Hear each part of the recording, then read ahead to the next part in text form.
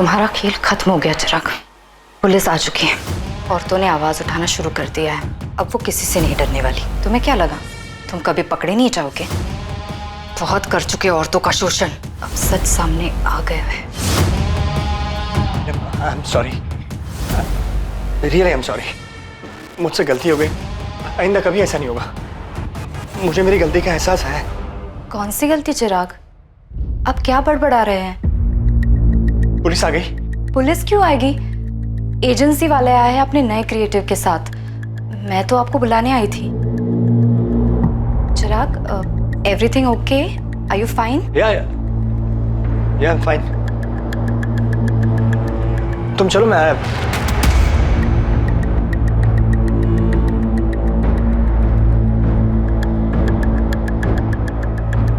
जी चिराग, तुम इतना नीचे गिर सकते हो, मैंने कभी नहीं सोचा था। पापा, आपने ऐसा करने से पहले ये तक नहीं सोचा कि आपकी भी एक जवान बेटी है? How could you do this?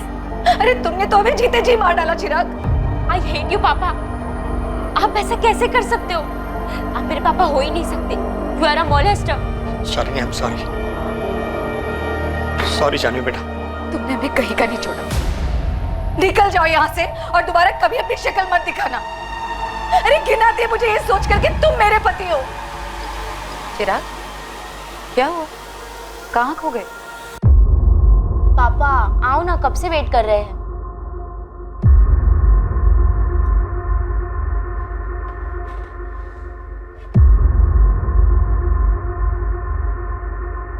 चिराग, क्या हुआ? कोई प्रॉब्लम है क्या? कुछ नहीं, थोड़ा स्ट्रेस।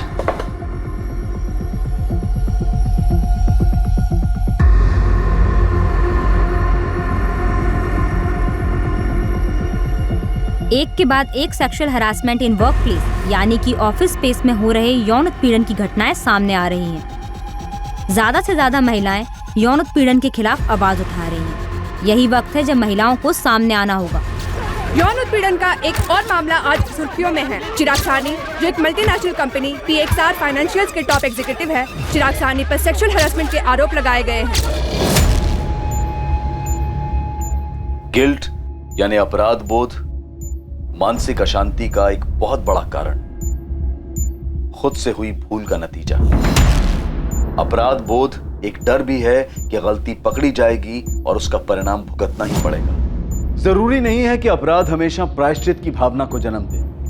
कभी कभी यह डर एक इंसान को अपनी गलतियों को गलत तरीके से छिपाने के लिए किसी भी हद तक ले जाता है। मी टू मूवमेंट ने कई मर्दों के पुराने पापों को कुरेद कर बाहर निकाल दिया था और कई इस डर में जी रहे थे कि न जाने कब उनका नाम भी सामने आ जाए। ये गाड़ी की चाबी मैडम, साहब ने कहा आपको दे देने को। चाबी? क्यों? साहब कहाँ हैं? साहब कहीं बाहर गए हैं। उन्होंने कहा कि वो खुद टैक्सी लेके घर आ जाएंगे और हम घर जाके चाबी दे दें। लेकिन साहब कहाँ गए? उनको हमने कांदीवली ड्रॉप किया, चारकोप के पास।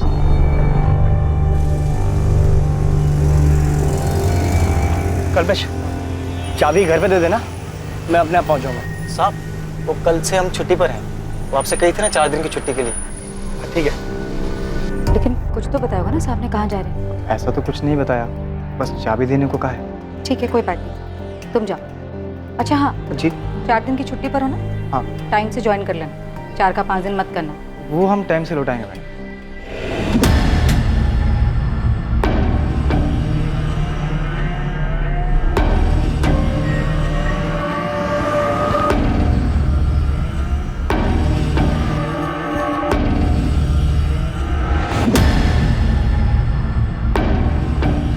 कल्पना, चिराग मिसिंग है। क्या मतलब मिसिंग है? मिसिंग मतलब उनका कुछ पता नहीं चल रहा है। उनका फोन भी बंद है। उनकी वाइफ का कॉल आया था, वो पुलिस स्टेशन जा रही है। ये तुम क्या कह रहे हो नीलम? ऐसे कैसे गायब हो गया और क्यों? The number you have called is currently switched off. शाली जी, आपके ड्राइवर कल्पेश का भी फोन स्विच ऑफ आ रहा है। सर, कल्पेश कल आया था दोपहर में चाबी देने। उसने बताया कि चिराग ने उससे ये कहा था कि वो टैक्सी करके घर वापस आ जाएंगे। लेकिन सर, कल शाम से हम उनका फोन ट्राई कर रहे हैं, उनका फोन बंद आ रहा है। पापा अब तक घर नहीं आए। उनके ऑफिस की कलीग्स कह रहे कोई मीटिंग भी नहीं थी। तो आखिर पापा गए कहाँ? चिराग के घर ना आने का क्या कारण हो सकता है? हो सकता है अपनी मर्जी से कहीं गए हो। मुझे कुछ समझ में नहीं आ रहा है। चिराग के घर वापस ना आने का मुझे कोई कारण नजर नहीं आ रहा है। सर, कल्पेश का अचानक घर आकर चाबी दे देना, सर मुझे बहुत अजीब लगा था। कुछ ठीक नहीं लग रहा था, क्योंकि चिराग का ये कहलवा देना कि वो टैक्सी से घर आ जाएंगे और ड्राइवर के हाथ से चाबी भिजवा देना, सर ये सब बहुत अजीब है। सर, पापा को लेकर हम बहुत डरे हुए हैं, प्लीज कुछ कीजिए। ड्राइवर कल्पेश का एड्रेस है आपके पास? कहाँ रहता है वो? जी सर, है मेरे पास। चिराग सानी के साथ आखिर क्या हुआ था? क्या वो खुद कहीं चला गया था या उसके साथ कोई अनहोनी हुई थी? कल्पेश सिंह को जानते हो? यहीं रहता है। हाँ जानता हूँ, ड्राइवर है। लेकिन क्या हुआ मैडम? कहाँ गया है? कल रात को ही निकला, शायद गांव गया है। कल्पेश सिंह का गांव कहाँ है? भोजपुर का है वो।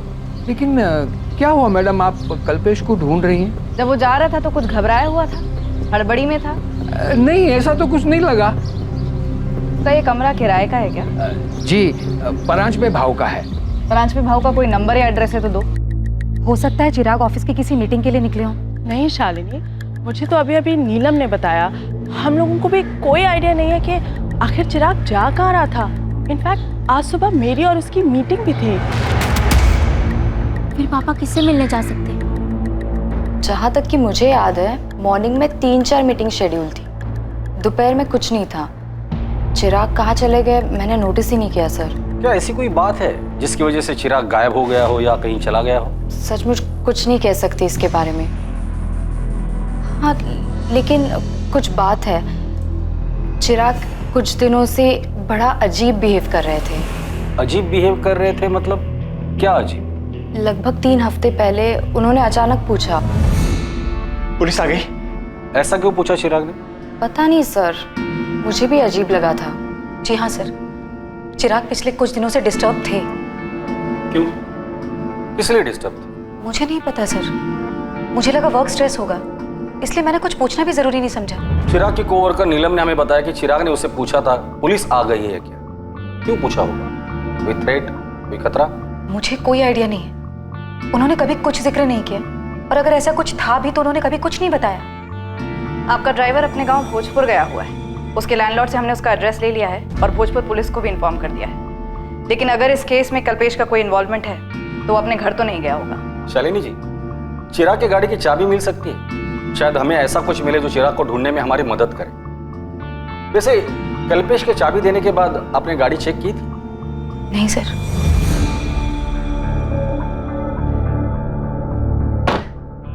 गाड़ी में तो ऐसा कुछ भी नहीं है जो किसी अनहोनी की तरफ इशारा करे। सर, मेरे पति कहाँ हैं? इससे पहले कभी ऐसा नहीं हुआ कि वो बिना बताए कहीं चले गए हों। क्या बता सकती हैं चारकोप में वो कौन सी जगह है जहाँ आपके ड्राइवर ने ड्रॉप किया था उन्हें? नहीं सर, ड्राइवर ने सिर्फ कांदीवली चारकोप बताया था, किसी स्पेसिफिक लोकेशन की बात नहीं की। The number you have called is currently switched off. मम्मा, पापा का फोन अभी नहीं लग रहा है, मुझे बहुत डर लग रहा है। आई होप पापा सेफ हो। जानवी, मुझे कल से अजीब लग रहा था। मैंने कल्पेश से और कुछ पूछा क्यों नहीं?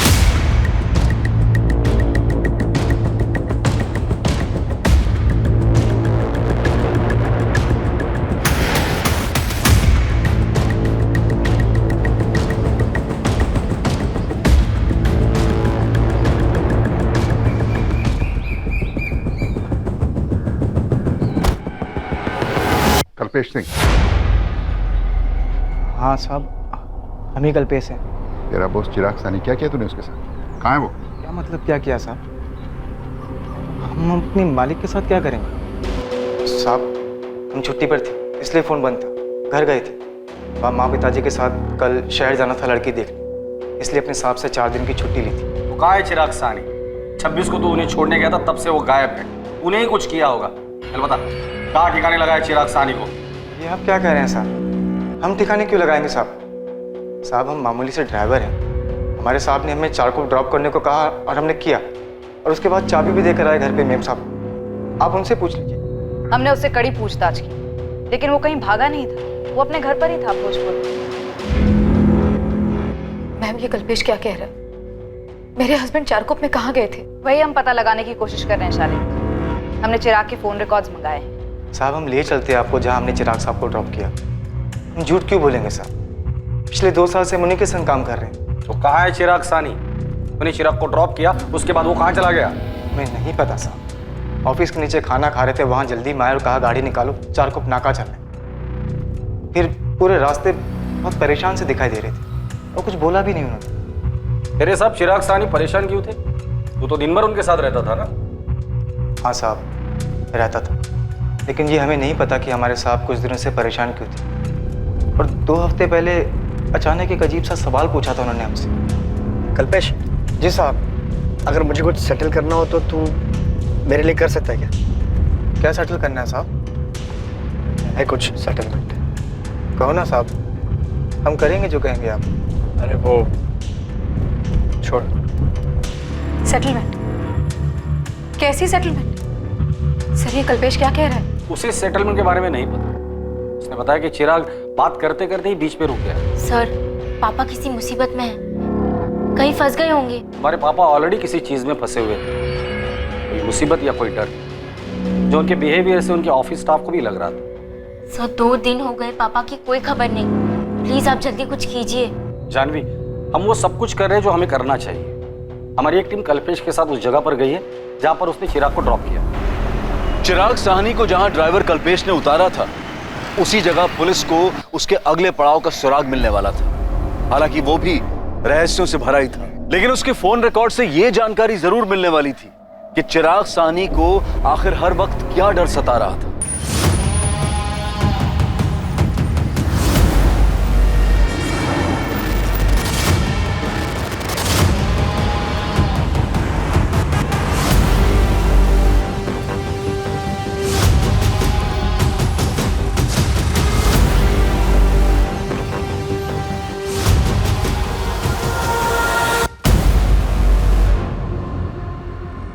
मोरे, ऐसा लग रहा है कि रिक्शा में से किसी ने चिराग को आवाज दी है।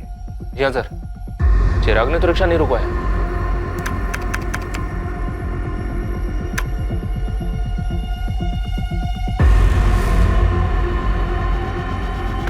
हाँ सर, किसी ने उसे आवाज ही दी है, कोई ऐसा जो शायद उसे जानता हो। चिराग।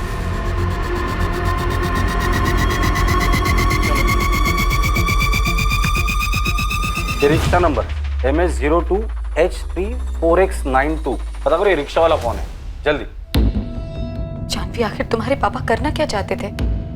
कैसी सेटलमेंट?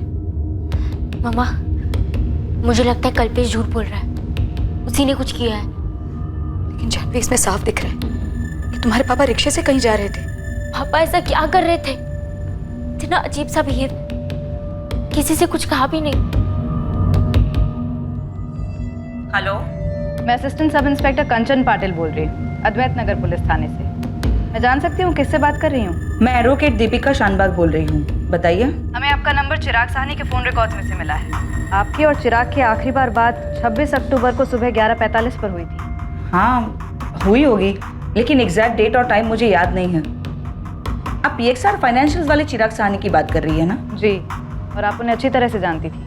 ऑफ कोर्स जानती हूँ, हम अच्छे दोस्त हैं, और हाँ मेरी उनसे बात हुई थी। लेकिन आप ये सब क्यों पूछ रही हैं? क्या आपको मालूम है कि वो मिसिंग है? मिसिंग? ओह गॉड, लेकिन ये सब हुआ कैसे? वो तो हमें भी नहीं पता, उनकी तलाश जारी है।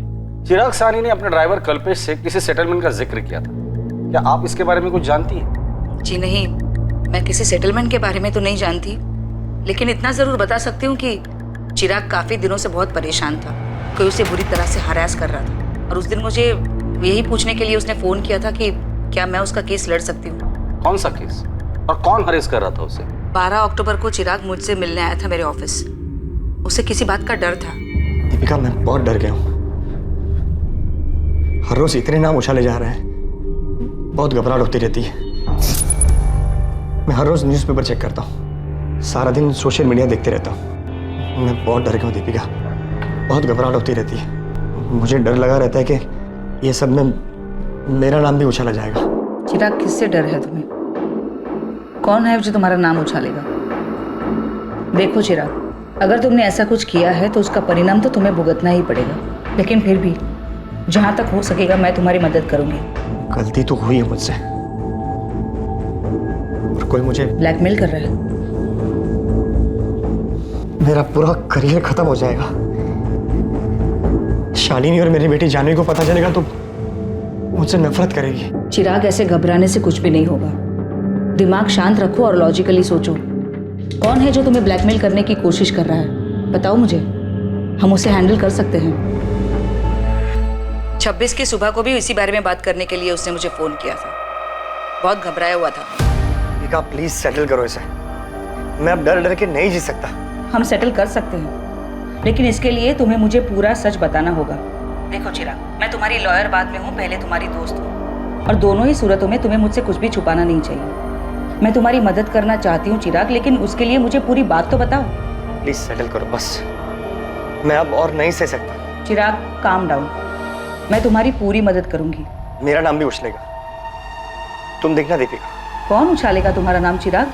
कम से कम इतना तो बता दो। लेकिन चिराग ने मुझे कुछ भी नहीं बताया, किसी का नाम नहीं लिया, और मैं भी अपने कोर्ट के हियरिंग में इतनी बिजी हो गई थी कि ये बात टोटली मेरे दिमाग से स्लिप हो गई। पर मुझे परेशानी इस बात की हो रही है कि शालिनी ने अब तक मुझे क्यों फोन करके नहीं बताया कि चिराग मिसिंग है। क्या मीटू में नाम आने से डर रहा था चिराग? उसने किसी को सेक्सुअली हैरेस किया था। आई विश कि वो मुझे कुछ बताता, एंड आई होप कि उसने अपने आप से कुछ सेटल करने का ना सोचा हो। क्या? नहीं, ऐसा नहीं हो सकता, ये सब झूठ है। आप मेरे पापा को ढूंढ नहीं पा रहे हैं तो अब आप उन पे ही उंगली उठा रहे हैं। मेरे पापा विक्टिम है और आप उन्हें ही अक्यूज बना रहे हैं। ये हम नहीं कह रहे। दीपिका शानबाग, चिराग की लॉयर, आई एम श्योर आप लोग उसे जानते ही हो। दीपिका ने हमें ये बात बताई। सर मुझे नहीं पता कि दीपिका ऐसा क्यों कह रही है। मेरे हस्बैंड ऐसे नहीं है। दीपिका आंटी झूठ बोल रही है, इस बात में कोई सच्चाई नहीं। जरूर उन्होंने कुछ किया होगा मेरे पापा के साथ। देखिए, आप जिससे चाहे अक्यूज कर सकते हैं, हमारे लिए तो सारे एंगल्स ओपन है, लेकिन आपको भी हमें सच बताना होगा। चिराग काफी दिनों से डिस्टर्ब था, ये बात सबने नोटिस की। आप लोग तो उसके इतने करीब थे, आप लोगों ने ये बात कैसे मिस की? आपका ड्राइवर कल्पेश, उसने भी हमें बताया कि चिराग किसी सेटलमेंट की बात कर रहा था। दीपिका ने भी हमें यही बात बताई। अब सब लोग तो झूठ नहीं बोलेंगे। शालिनी जी, चिराग ने आपसे कभी इस बारे में बात की थी? सर मानती हूँ नहीं बताया था, लेकिन ये नहीं मान सकती कि वो मीटू में फंस सकते हैं। वो ऐसे है ही नहीं। मुझे यकीन नहीं हो रहा है। बकवास है। बकवास सुनने में लग सकता है, लेकिन बिना आग के धुआं नहीं होता। चिराग को डर था, उसे डर था इस बात का कि उसका नाम उछाला जाएगा। इसका मतलब कोई तो जरूर था जिसे चिराग ने हैरेस किया था। चिराग सभी फीमेल स्टाफ के साथ काफी फ्रेंडली थे। हमारी ऑर्गेनाइजेशन में बहुत सारी औरतें काम करती हैं, और किसी ने भी चिराग के खिलाफ कोई कंप्लेंट नहीं दर्ज की। आप लोगों के ऑफिस में सेक्सुअल हैरेसमेंट के लिए एक इंटरनल कमेटी तो है, राइट? हाँ मैम है, लेकिन अगर कोई बात होती चिराग के बारे में तो हम आपको क्यों नहीं बताते? कोई बात ही नहीं है तो कैसे बताए? सीधा सवाल, क्या कभी भी चिराग ने किसी की तरफ किसी भी तरह का सेक्सुअल एडवांसमेंट किया था?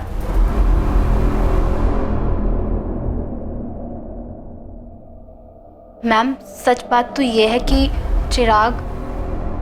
बोलो नेहा, तुम्हें किसी से डरने की जरूरत नहीं है। मेरा मतलब ये है कि चिराग थे तो सबके साथ फ्रेंडली ही, लेकिन अब जब आप पूछ ही रही हैं तो। ए स्वीटी, कितना काम करोगी? चलो मैं तुम्हें घर ड्रॉप कर दूं। नो थैंक्स, आई थिंक मैं मैनेज कर लूंगी। ओके, सी या। या बाय। सेक्सी है ममता, पक्का तुम क्लाइंट का दिल जीत लोगी। Thank you sir. By the way, nice cut. सच कहूँ तो मुझे कभी ऑकवर्ड नहीं लगा।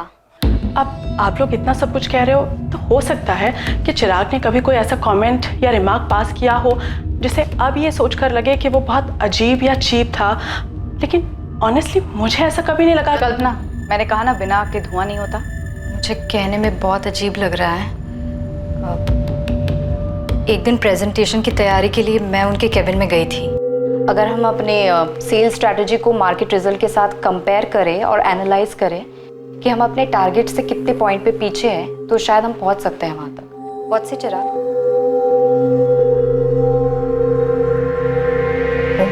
मेरे पैर घूर रहे थे। उन्हें प्रेजेंटेशन में कोई दिलचस्पी नहीं थी।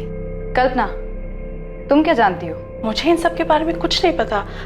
मेरे सामने तो ये बातें अब उठ के आ रही हैं। नेहा, ममता, नीलम, तुम लोग पहले मेरे सामने ये मुद्दा लेकर आए ही नहीं कभी। हाँ, मैंने कभी ये मुद्दा उठाया ही नहीं। मैंने भी नहीं, और मैं अपने आप को अच्छी तरह से हैंडल कर सकती हूँ। हैंडल तो किसी ने चिराग को भी किया है। कोई सेटलमेंट हुआ है, किसी तरह की कोई धमकी उसे एक्सपोज करने की, उसका नाम उछालने की, कोई बात तो जरूर हुई है। उसका डर यूं बेवजह तो नहीं था।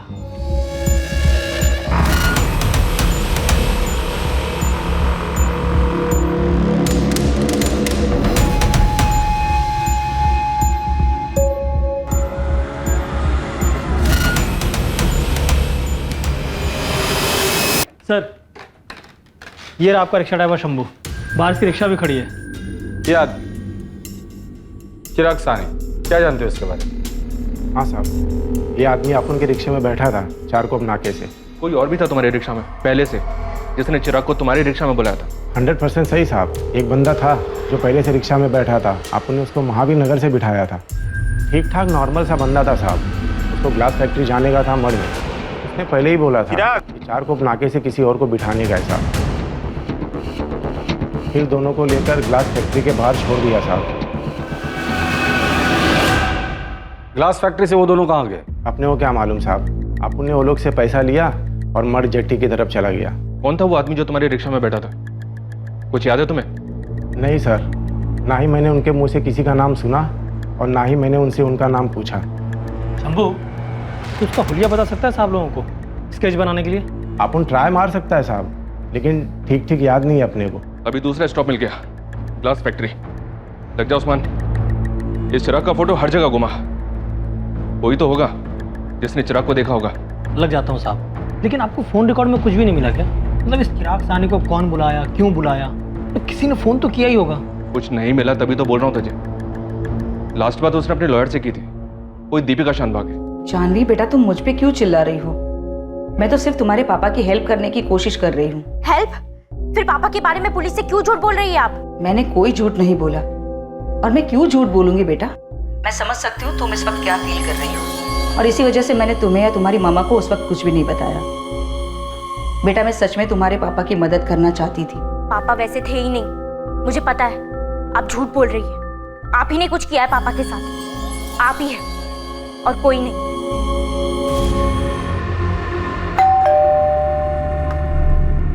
मम्मा, दीपिका आंटी झूठ बोल रही है।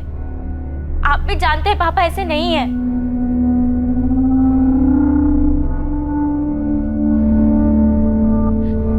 मम्मा, कुछ तो बोलो। अब आप भी ऐसे चुप मत हो जाओ। बताओ क्या हुआ? जानवी, मैं बैंक गई थी। पापा ने 5 लाख की एफडी तोड़वाई है मार्च में, वो भी मुझे बिना बताए, बिना सलाह लिए। और 7 अलग अलग दिनों तक पैसे निकलते भी रहे, और फिर कुछ दिनों बाद 15 लाख की एफडी तोड़वाई, और वो भी पैसे निकलते रहे। हाँ, तो पापा के ही पैसे थे ना वो। आप भी उन पे शक कर रही हो? नहीं जानवी, तुम्हारे पापा ये पैसे किसी को देने के लिए निकाल रहे थे, और दे भी रहे थे। शायद उस दिन भी वो किसी को पैसे देने ही जा रहे थे। मैम, हमारे साथ टोटल 8 फीमेल एम्प्लॉयज़ काम करती हैं, और ये रहे उनके स्टेटमेंट। किसी पे कुछ भी लिखने या कहने का कोई दबाव नहीं था। आप खुद उनसे पूछ सकती हैं। मैम, और ये सब लोगों की कॉन्टैक्ट डिटेल्स? ऑफिस में ऐसा कोई नहीं था जो चिराग को ब्लैकमेल कर रहा हो, क्योंकि चिराग ने किसी के साथ कुछ किया ही नहीं। चिराग को गायब हुए अब 7 दिन हो चुके हैं। ये किसी किडनैपिंग या फिरौती का मामला तो नहीं लगता, लेकिन सिचुएशन गंभीर जरूर है। मैं इनमें से सबको कॉल करती हूँ और देखती हूँ क्या निकलता है। सर, हो सकता है चिराग उस दिन किसी से पैसों के सिलसिले में ही मिलने गए होंगे। शालिनी जी, थैंक यू वेरी मच। आप सामने से आकर ये बैंक स्टेटमेंट्स हमारे साथ शेयर कर रही है, शायद हमें इससे मदद मिले। तो आपको लगता है कि चिराग ने किसी को पैसे दिए और किसी को देने भी वाले थे, और 26 अक्टूबर को भी वो किसी को पैसे देने के लिए गए होंगे? आपको जरा सा भी आइडिया है कि वो किसको पैसे दे रहे थे? क्या मान गई वो? मतलब पैसे लेने के बाद अपना मुंह बंद रखेगी ना?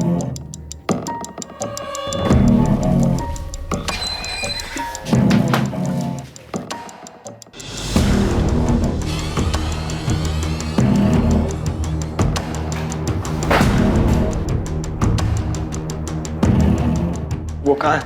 चिराग साहनी। तुमने बहुत गलत किया है। मैं मानता हूँ मुझसे गलती हो गई, इसीलिए मैं उसकी माफ़ी मांगने के लिए यहाँ पे आया, लेकिन वो है कहाँ? शालिनी जी, मार्च में 5 लाख रुपए विड्रॉ हुए थे। हो सकता है कि मार्च में ही कुछ हुआ होगा, जिस डेट को पैसे निकाले थे उसी के आसपास। नहीं सर, मैंने इस बात पे कभी ध्यान नहीं दिया, लेकिन क्या शालिनी जी? मेरे ख्याल से 15 अप्रैल थी शायद।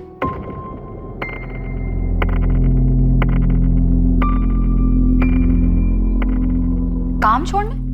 अरे लेकिन ऐसे महीने के बीच में कैसे? आरती देख, तू ऐसे काम नहीं छोड़ सकती। हाँ, ऐसे कैसे नहीं छोड़ सकती? मेरे को काम छोड़ना है तो मतलब छोड़ना है बस। अरे लेकिन क्यों छोड़ना है? क्या मतलब क्यों? कल से मैं नहीं आएगी, कोई और ढूंढ लो। आरती, सुबह सुबह ना सिर पे बम मत फोड़ मेरे। एक दिन में किसी और को कैसे ढूंढूंगी मैं? ठीक है, आज का काम कर देती हूँ, लेकिन कल से मैं नहीं आएगी। अब आप इसे बॉम्ब समझो, रॉकेट आपकी मर्जी। ये आरती अचानक से काम छोड़कर चली गई सर, और कोई कारण भी नहीं बताया। इस बात का चिराग के गायब होने से क्या लेना? सर मुझे नहीं पता, आपने बस पूछा तो मुझे अचानक से याद आया कि ये मार्च में तो नहीं, लेकिन हाँ अप्रैल में हुआ था। इस आरती का नंबर है क्या? बात करके देखते हैं। शालिनी के इस खुलासे के पीछे का सच क्या था? क्या ये इन्वेस्टिगेशन को एक दिशा देने के लिए था या फिर गुमराह करने के लिए? क्या चल रहा था नीलम? क्या चल रहा था मतलब? आप ऐसा क्यों पूछ रही है? तुम ऑफिस में चिराग के सबसे क्लोज थी, सब जानते हैं ये बात। तो क्या उसने कभी तुम्हारे साथ कोई लाइन क्रॉस करने की कोशिश की थी? ओह, आपको लग रहा है कि मैं चिराग को ब्लैकमेल कर रही थी, उन्हें धमका रही थी? ऐसा था क्या?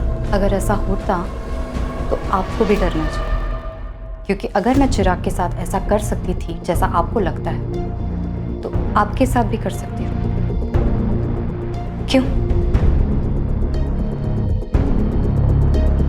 मेरे से क्या बात करनी है? मैंने तो उस घर का काम कब का छोड़ दिया है। क्यों छोड़ा काम, यही जानना है? ये जानने पर पुलिस क्या करेगी? मैंने कोई चोरी की है क्या? नहीं जमता था, छोड़ दिया काम। और क्या बताऊं? तो खुद आ रही है थाने या हम आए उठाने? ओ मैडम, ये उठाने की बात ना मेरे से मत करो, वरना मैं ही तुम उठा लूंगी, समझी? तमीज से बात करो साहब। तमीज से ही पूछ रहा हूँ, सीधे सीधे जवाब दे। और तेरी अकड़ है ना, कहीं और दिखाना। तेरी अकड़ सिर्फ तेरी सच्चाई बयां कर रही है कि तूने चिराग साहनी के साथ कुछ किया है। ए मैडम, कुछ भी है, ये टैंटन अपने पास रखो। वो साहब भी मेरे पीछे पड़ा हुआ था, मैं उसका क्यों कुछ करूंगी? तुम्हारे पीछे पड़ा था? हाँ मेरे पीछे था, और एक दिन पीछे से हाथ भी डाला था।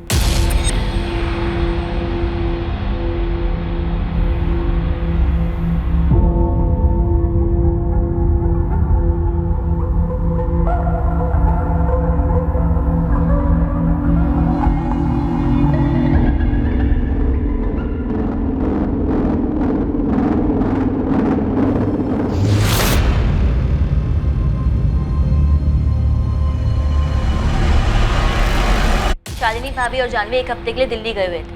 अकेला देखकर उसने हाथ डाला मेरे पे। 5 लाख रुपए कैसे लिए उससे? धमकी देकर? कैसी धमकी? मैंने किसी को कोई धमकी नहीं दी। उसने हाथ डाला तो तू उसकी कीमत वसूल कर रही थी, और फिर बाद में ब्लैकमेल शुरू कर दिया। क्यों? मैडम कुछ भी बोले जा रहे हो आप? हाँ, अरे झटका लगा मुझे जब उसने मेरे पे हाथ डाला। साहब मेरे को इन लफड़ों में नहीं पड़ना है साहब, जो हुआ मेरी मर्जी से हुआ। जब भी हुआ मर्जी से हुआ, मेरी मर्जी साहब की मर्जी।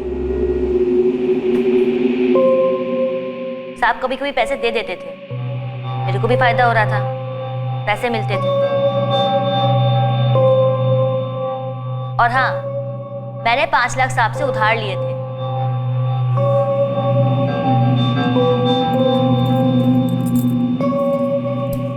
साहब, ये साहब, मुझे 5 लाख रुपए लोन देना साहब। ब्लैकमेल कर रही हो? मैं काई को ब्लैकमेल करूंगी साहब? पति साला उधार लेकर बैठा हुआ है, साहूकार से धमका रहा है। साहब 1 महीने के लिए चाहिए साहब, 1 महीने में पक्का लौटा दूंगी। साहब ने थोड़ा थोड़ा करके दिया और बोला कि भाभी को मत बताना। फिर काम क्यों छोड़ा उधर से? तुम्हें तो पैसे भी मिल रहे थे, फिर अचानक माजरा क्या था? क्योंकि साहब वो सर पे चढ़ने लग गया था, डिमांड बढ़ता जा रहा था उसका, पैसे लौटा नहीं पा रही थी ना मैं, इसलिए।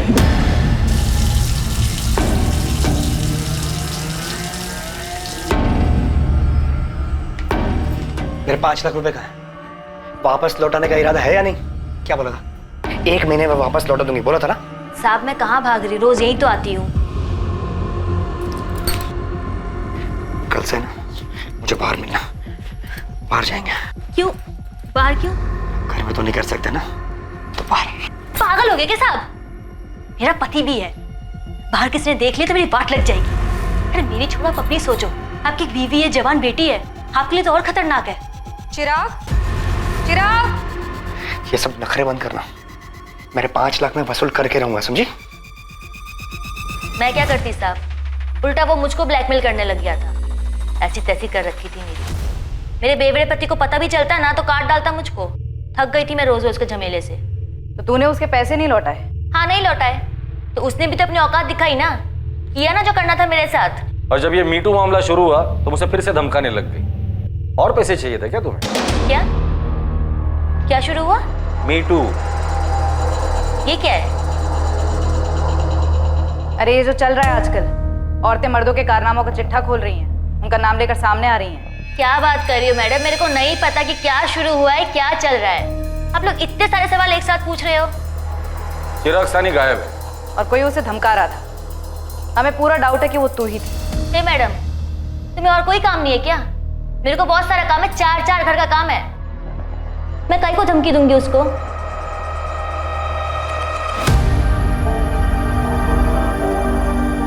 आरती तक पहुंच पाना लगभग नामुमकिन होता अगर बातों बातों में चिराग की पत्नी शालिनी ने आरती के अचानक काम छोड़कर जाने के बारे में नहीं बताया होता, और इस बात का भी खुलासा कभी नहीं होता कि आरती और चिराग के बीच में क्या था। और खुद शालिनी भी इस बात से शॉक्ड रह गई कि असल में आग की लपटें वहीं से आई जहां का एक ब्लैंक लीड खुद शालिनी ने पुलिस को दिया था। 2 हफ्ते हो गए, अभी तक कोई खबर नहीं मिल रही है। कोई आदमी ऐसे कैसे गायब हो सकता है? सर हो सकता है सुसाइड कर लिया हो, किसी और औरत के साथ लाइन क्रॉस की हो, डर गया हो। मुझे नहीं लगता, क्योंकि चिराग ने अपने लॉयर दीपिका और ड्राइवर कल्पेश से ऑलरेडी सेटलमेंट की बात कही थी। वो सुसाइड क्यों करेगा? सर ये स्केच है, ऑटो ड्राइवर शंभू के डिस्क्रिप्शन के आधार पर बनाया गया। सर्चिंग शुरू कर दी इसके लिए। अब शायद यही आदमी हमें चिराग सानी तक ले जा सकता है।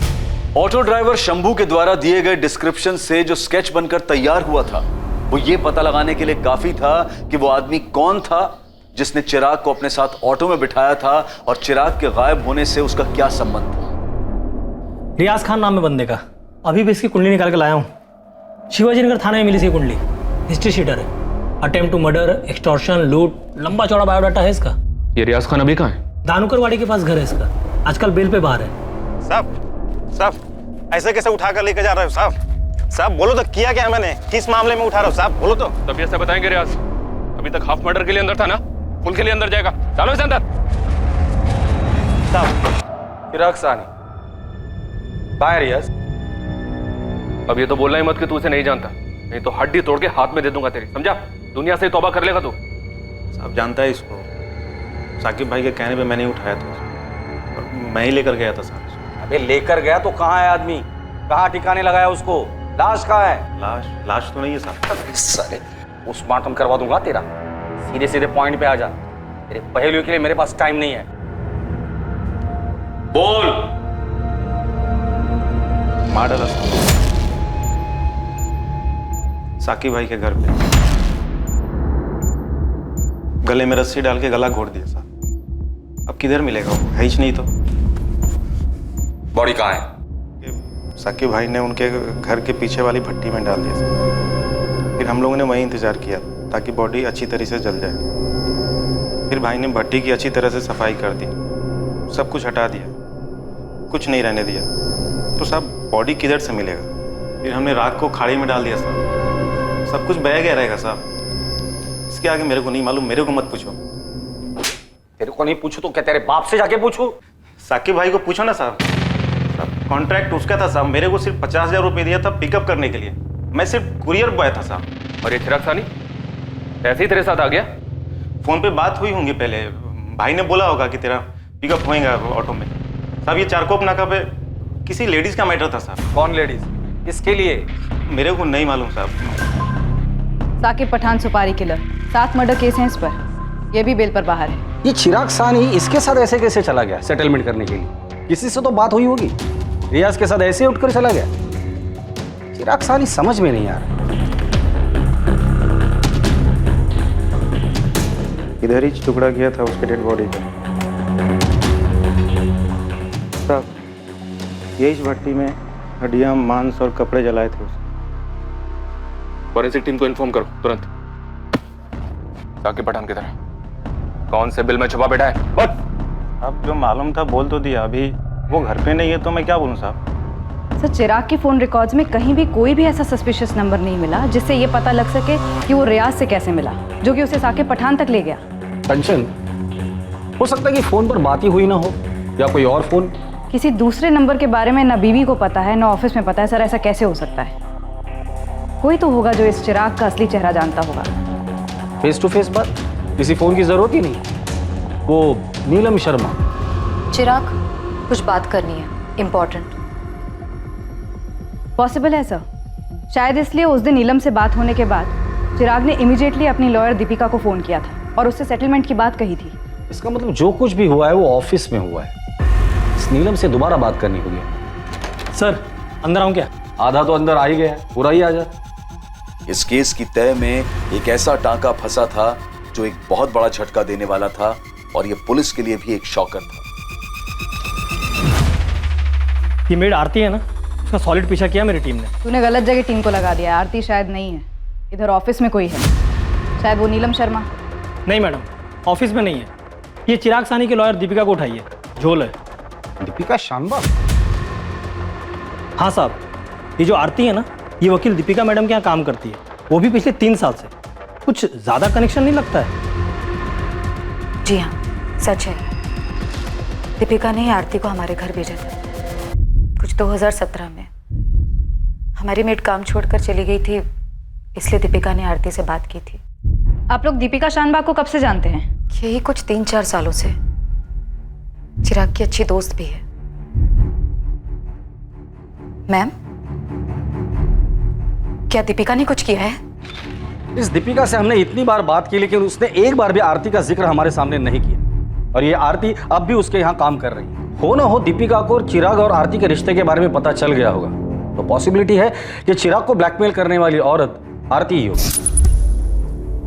दीपिका बार बार यही कह रही थी कि चिराग परेशान था और उससे सेटलमेंट की बात कर रहा था। इनके फोन रिकॉर्ड्स देखें तो दर्जनों बार बात हुई है दोनों के बीच में। और चिराग ने दीपिका को ब्लैकमेल करने वाली औरत का नाम बताया ना होगा। Is it logical? लॉजिकल तो नहीं है सर। 26 तारीख को जिस दिन चिराग गायब हुआ, उसकी दीपिका से बात हुई थी। और दीपिका ने हमें ये बताया कि केस सेटलमेंट करने के लिए चिराग ने उसे फोन किया था। ये वकील साहिबा झूठ बोल रहे हैं, बात कुछ और ही है। चिराग, जल्दी से चारकोप नाका पहुंचो। 2:45 को तुम्हें वहां से कोई पिकअप करेगा। दीपिका, आई होप ये फाइनल सेटलमेंट है। मैं अब ये सब और नहीं सह सकता। फाइनल है चिराग। आज के बाद वो कभी तुम्हारा नाम नहीं लेगी, और ये बात वो रिटर्न में देने को तैयार है। तुम्हारे सामने साइन करके देगी, आई प्रॉमिस। अब जल्दी से चारकोप नाका पहुंचो, वहां जाकर वेट करना। Once and for all settlement, okay? एक खबरें की टिप पे आप लोगों ने पूरी स्टोरी बना ली कि मैं भी इसमें इन्वॉल्व हूँ। यकीन मानिए, आप बहुत बड़ी गलती कर रही हैं। इतना आसान नहीं है एक लॉयर को टच करना। टच तो अभी हमने किया नहीं है दीपिका शानबाग। टच किया ना तो वकालत तो क्या, सारा कानून भूल जाओगी। आप इस तरीके से धक्का नहीं दे सकती मुझे। अपने अधिकार में अच्छी तरह से जानती हूँ। आप सबको कोर्ट में लेकर जाऊंगी मैं। चल चल आगे चल, हमें भी अपने अधिकार अच्छी तरीके से पता है। दीपिका मैडम, ये पुलिस वाली मैडम ने बहुत उछलती हैं। बताओ क्या अभी? ये क्या है? क्या तरीका है इंस्पेक्टर? बोलो आरती, क्या बोल रही थी? मैं क्या बोल रही थी? तूने तेरे दीपिका मैडम को क्या बोला वो बता। मैंने मैडम को वही बताया जो सच था, और मैं आप लोगों को भी बता चुकी हूँ। यही कि चिराग मेरे पीछे पड़ा हुआ था। मैडम, मैंने वो चिराग साहब का काम छोड़ दिया है। अब मैं वहाँ काम नहीं करूंगी। काम नहीं करोगी मतलब? क्यों? पैसे वैसे टाइम पे नहीं देते वो लोग? अरे नहीं मैडम, पैसे की बात नहीं है। वो चिराग साहब है ना, मेरे पे हाथ डाला। हाथ डाला मतलब जबरदस्ती की क्या? अरे नहीं मैडम, जबरदस्ती वगैरह नहीं की। मतलब मेरे को भी अच्छा लगा, हो गया हमारे बीच। लेकिन जब से मैंने चिराग साहब से 5 लाख लोन लिया ना, तब से अजीब अजीब बातें करता है। बोलता है यहाँ मिल, वहाँ मिल, ये कर वो कर। मेरे को नहीं जमता, मैंने काम छोड़ दिया। मैडम, मैंने आपको यही बताया था ना, बताओ ना इन सबको। तेरे दीपिका मैडम ने तुझे ये नहीं बताया कि तेरे इस बात के बदले में इसने चिराग से 15 लाख रुपए लिए थे? झूठ है ये। मैंने चिराग से एक पैसा भी नहीं लिया। अभी रेड करवा रहे हैं आपके घर में, 100% कैश मिल जाएगा दीपिका जी, और तब तक आप ये भी बता देंगे कि पैसे क्यों लिए आपने। मैडम आपने ऐसा किया? बिल्कुल ऐसा किया तेरी मैडम ने। दीपिका शानबाग, साकिब पठान हमारी कस्टडी में, तुम्हारे सारे कानूनी दांवपेच उसने हमारे सामने उगल दिए। 3 बार बेल करवाया था साकिब पठान का, इसी तरह से मिली थी ना उससे, और फिर उसी का इस्तेमाल किया इस जुर्म के लिए।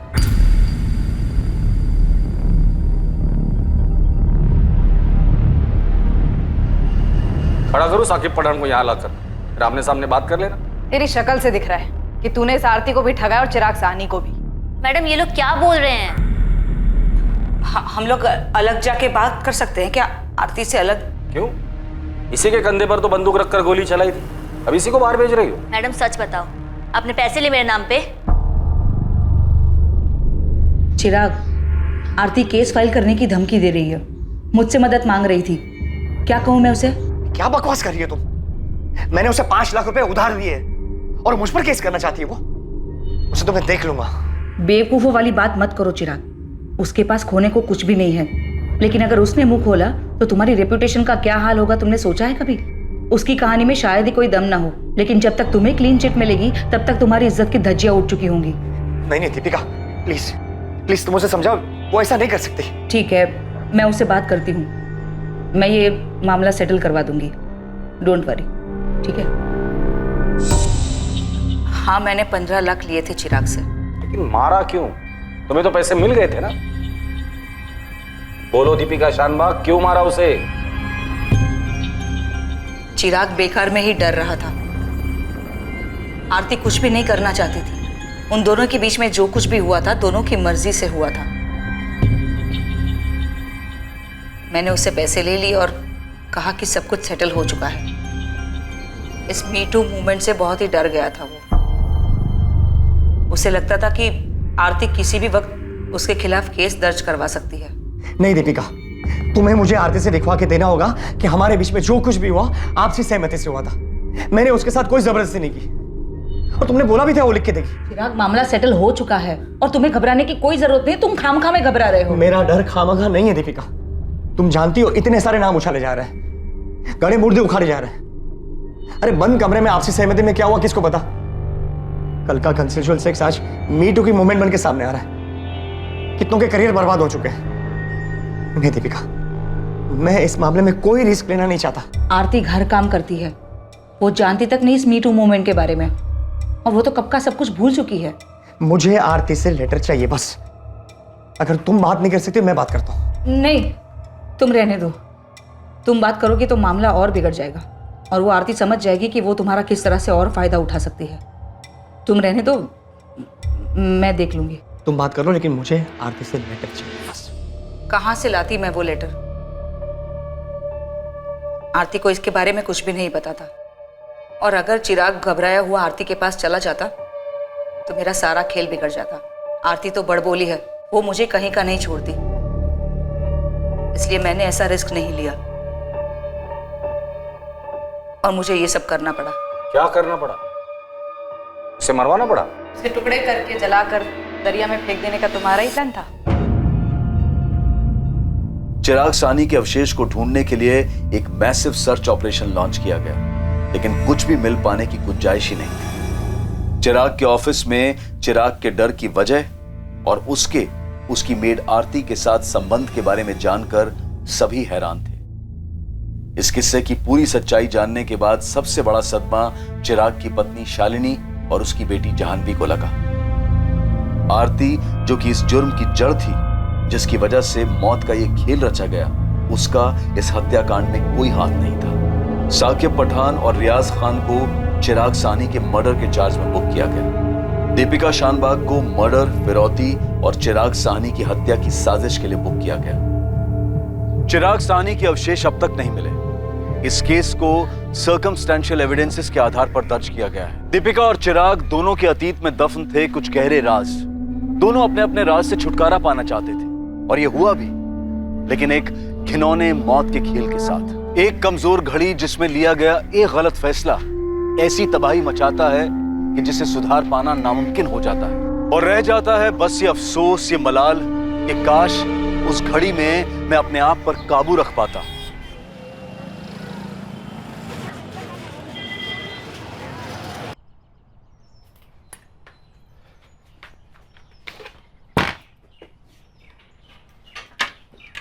अरे भरत, दोपहर में थोड़ा जल्दी आ जाओगी, मुझे 3 बजे शर्मा जी के यहाँ जाना है। अरे बाप रे, मीटिंग है मैडम की, फिर तो 3 बजे से पहले आना ही पड़ेगा। देखो काम है वहाँ, अगर लेट करोगे तो खाना खुद ही गर्म करके खाना पड़ेगा। समझ गया। आओ आगे तक छोड़ देता हूँ। नहीं, मैं पैदल चली जाऊंगी, वैसे थोड़ा चलना भी हो जाएगा, बाजू वाली गली में तो है। चलो बाय।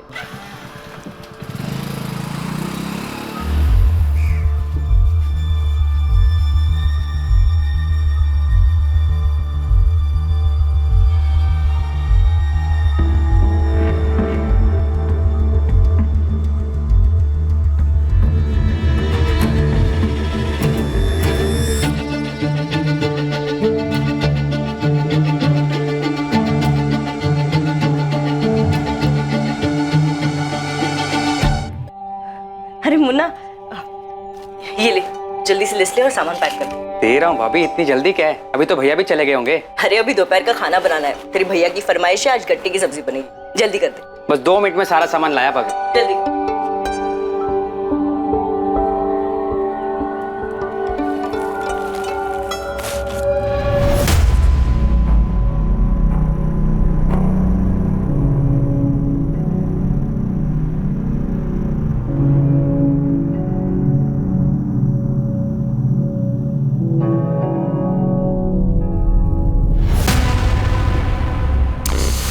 बेसन? बेसन भाभी, वरना गट्टे की सब्जी कैसे बनेगी? वैसे मुझे भी बहुत पसंद है गट्टे की सब्जी, मगर आपके हाथ से खाने में मजा आ जाता है। मतलब भाभी जी, आपके हाथ की सब्जी खाने में मजा आ जाता है। लीजिए भाभी आपका भाभी आपका सामान।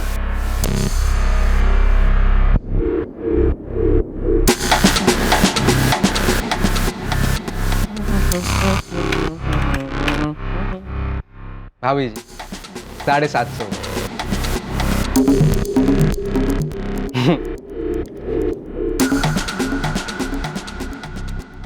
भाभी जी, हमें भी कभी घर बुलाइए गट्टे की सब्जी खाने के लिए, है?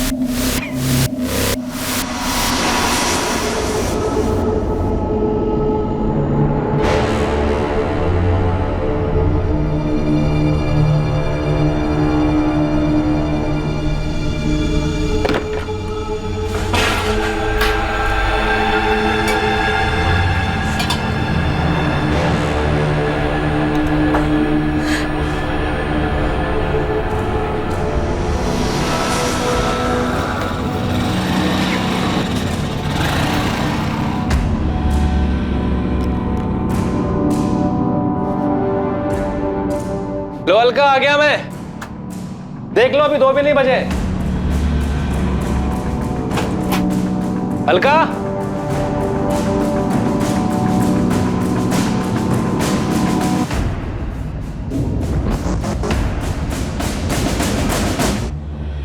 लो आ गया मैं, और वो भी वक्त से पहले।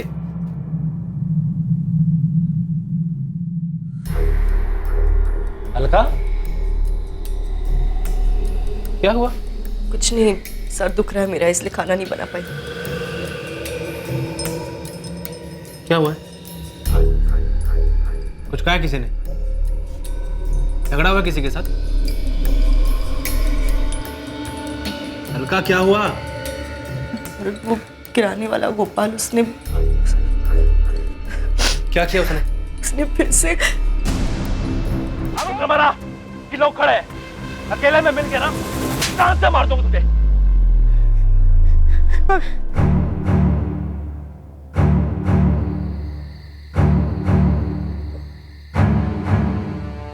बैठो यार, चढ़ गई है, घर भी जाना है, फिर मिलते हैं।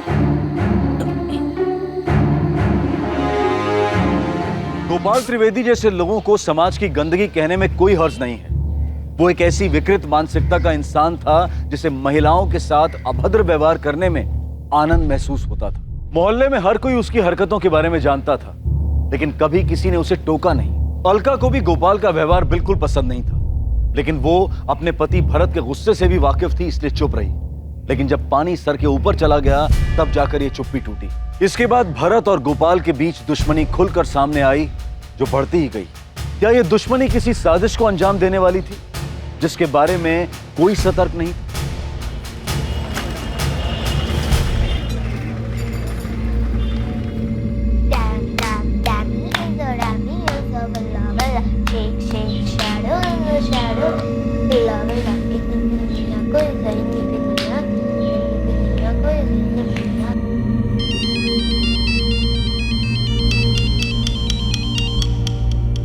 मामा कैसी हो?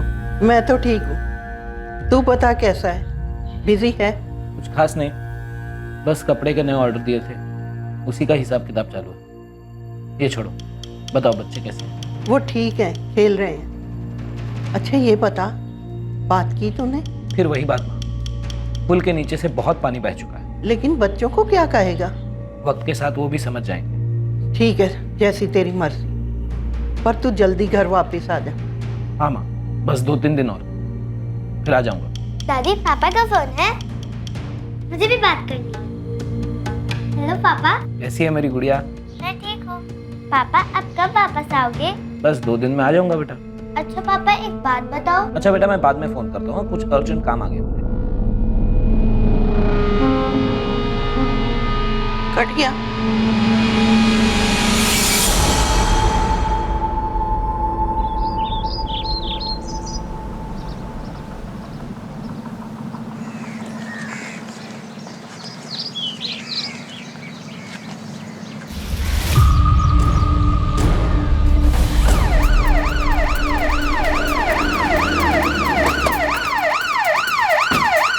बल्ले, क्राइम स्पॉट से लोगों को पीछे करो, फॉरेंसिक टीम को कांटेक्ट करो, देखो कहाँ तक पहुँचे।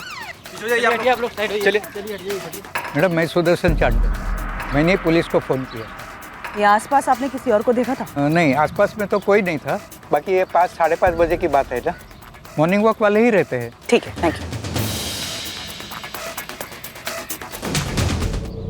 विस्की की बोतल, 2 डिस्पोजेबल गिलास, मतलब 2 लोग रहे होंगे। लेकिन पी कहाँ पर? यहाँ या कहीं और? ये फोन भी मिला है, फिलहाल स्विच ऑफ है। काफी गुस्से में होगा एक्यूज्ड, कोई गहरी वजह हो सकती है। गोपाल त्रिवेदी नाम है, अमृत नगर कॉलोनी का।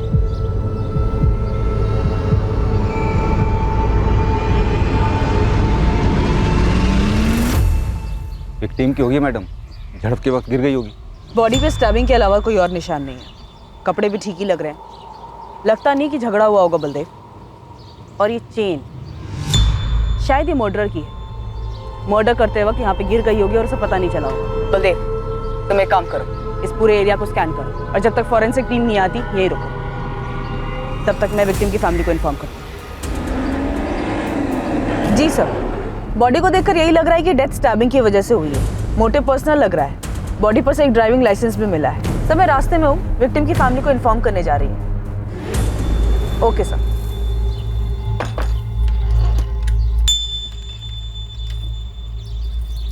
The number you have called is currently switched off.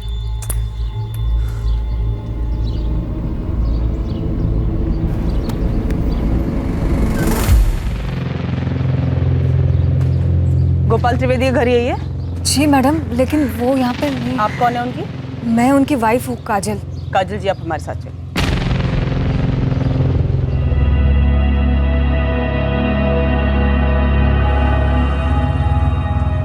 आपके पति से आखिरी बार बात कब हुई थी? कल रात ही हुई थी सर। मतलब घर नहीं आए? यही बताने के लिए उन्होंने फोन किया था। बोल रहे थे कि कहीं जाने वाले हैं, आने में ज्यादा देर हो जाएगी। फोन कितने बजे आया था? फोन पर कुछ बताया कि कहाँ जाना था? ये नहीं बताया कि कहाँ जा रहे, लेकिन फोन 10:45 को किया था उन्होंने। कहाँ पहुंचे? अब भी तो दुकान बंद की है। अच्छा सुनो, फोन ये कहने के लिए किया था कि तुम मेरे लिए रुकना मत, खाना खा के सो जाना, मुझे आने में देरी हो सकती है। पर अभी इस वक्त कहाँ जाना है? मिलने जाना है किसी, ड्रिंक्स विंक्स भी हो सकती है, इसीलिए कह रहा हूँ तुम रुकना मत, खाना खा के सो जाना। मुझे आने में 12-1 भी बज सकता है, शायद और लेट हो जाए। बताया नहीं कि किससे मिलने जा रहे थे, लेकिन बोल रहे थे कि आने में देरी होगी। बैठे बैठे आँख लग गई थी, सुबह 6 बजे उठकर देखा तो वो वापस नहीं आए। मैंने फिर उनको फ़ोन लगाया, उनका फ़ोन फिर स्विच ऑफ आ रहा था। कुछ समझ में नहीं आ रहा था सर। ये लेट आना, शराब पीना, ये रोज की आदत थी या? नहीं सर, रोज की नहीं थी। जब भी उन्हें पीना होता तो वो घर पर अकेले ही पीते। ये गोल्ड चेन, ये आपके पति गोपाल की है? नहीं सर, उनकी नहीं है। वो ये सब नहीं करते थे। ध्यान से देखिए, हो सकता है किसी जान पहचान वाले के गले में देखी हो, किसी के घर में देखी हो। देखिए।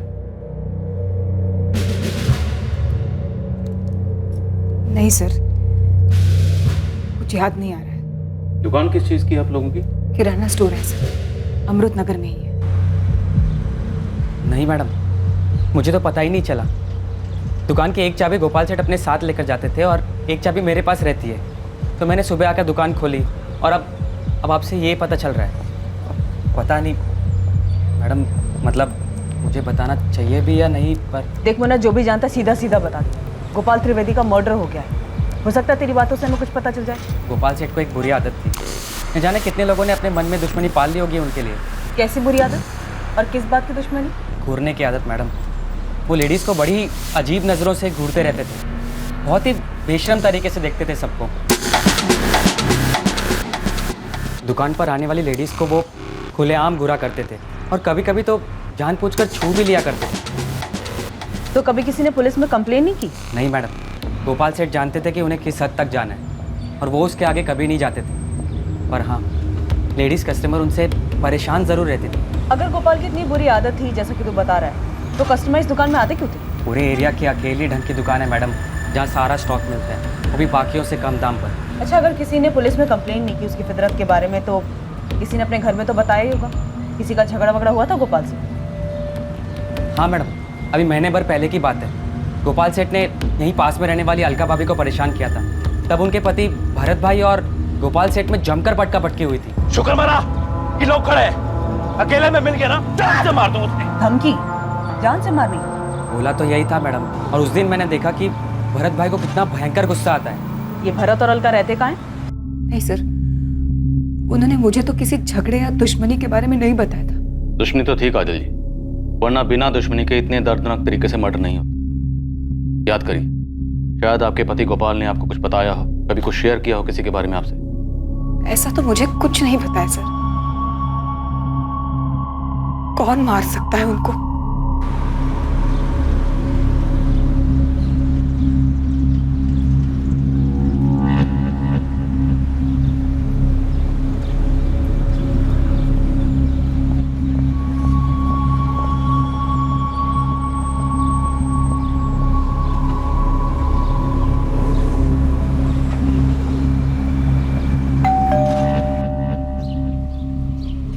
Alka ji?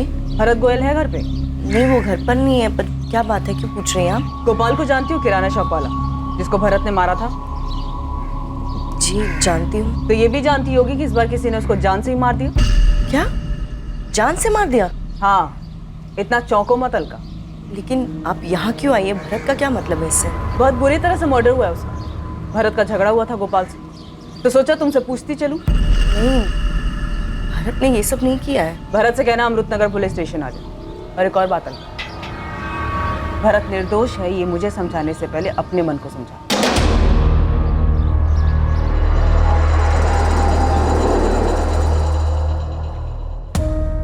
Sir, postmortem report आई है। गोपाल के ब्लड में हैवी क्वांटिटी में अल्कोहल मिला है। बॉडी पे 12 घाव हैं।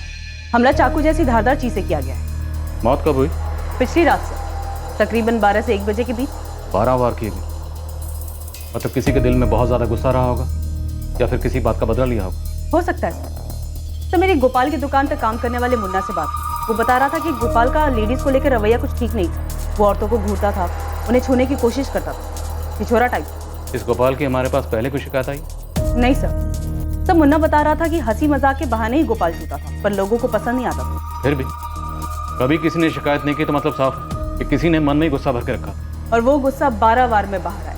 अलका का पति भरत गोयल, वो हो सकता है? हो सकता है सर। गोपाल जिस तरीके का आदमी था, जाहिर सी बात है उसकी पत्नी काजल को भी पता होगा उसकी इन हरकतों के बारे में। और सर, किसी भी औरत को अच्छा नहीं लगेगा कि उसका पति इस तरह की छिछोरी हरकतें करे। और वो गोपाल से छुटकारा पाना चाहती होगी। पॉसिबल है। दिव्या, काजल, भरत और गोपाल तीनों के कॉल रिकॉर्ड्स निकलो। इन तीनों के बीच की कड़ी देखते हैं। सर। और बलदेव से कहो कि गोल्ड चेन के बारे में जल्दी पता लगा। सर, बलदेव शहर के ज्वेलर से पूछताछ कर रहा है, जल्दी कुछ मिलेगा। ये तो नमन लाल ज्वेलर्स वाले का आइटम है साहब। कौन सा? वो बड़े वाला शोरूम? हाँ साहब, वही फेमस, जिसकी बहुत सारी ब्रांच है। ये देखो, चेन पर उनका ट्रेडमार्क भी बना है। सर, मैं मानता हूँ कि मैंने गोपाल के साथ मारपीट की थी।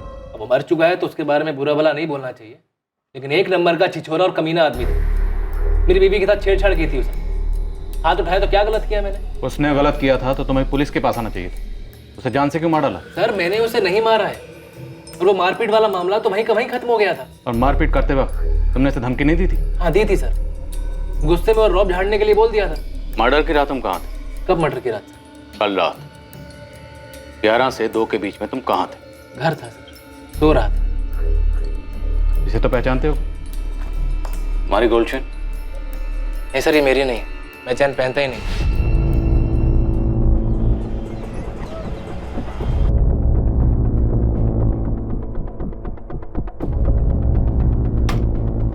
चेन तो हमारी है सर, पर यहाँ की नहीं है। फिर कहाँ की है? ये चेन हमारी गया डिस्ट्रिक्ट के शॉप से बेची गई। गया बिहार वाला? आपके पास वो खरीदने वाले का भी रिकॉर्ड होता है ना? हाँ है, 1 मिनट दीजिए, बता दो।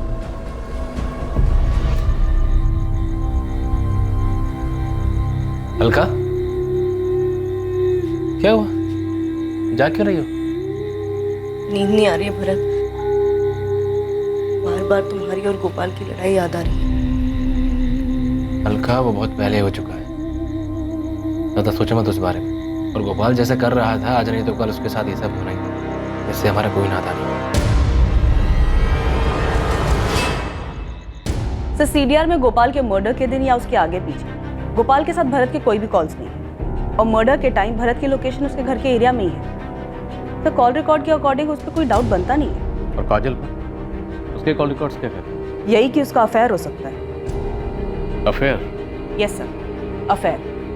किसी सुरेश प्रजापति नाम के बंदे के साथ बात होती है। पिछले महीने काफी कॉल्स हुए दोनों के बीच में, और सर इस बातचीत की शुरुआत कुछ 1 महीने पहले हुई। और सर सबसे बड़ी बात, मर्डर की रात भी दोनों ने बात की। तो ले आओ काजल और सुरेश प्रजापति दोनों को, पूछते हैं इनसे कि गोपाल की पीठ में छुरा घोंपने से पहले गोपाल की पीठ के पीछे इन दोनों में क्या पता है, और गोल्ड चेन की क्या बेटी?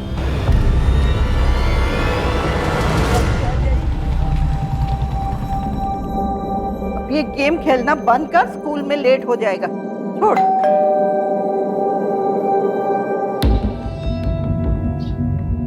कमलेश सिंह यहाँ रहता है? हाँ, यही रहता है। बुलाइए उसे।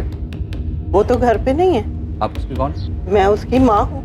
कहाँ गए वो? कुछ दिनों के लिए बाहर गया है। लेकिन आपको कमलेश से क्या काम है? एक केस के सिलसिले में उससे बात करनी है। ये चेन कमलेश की है?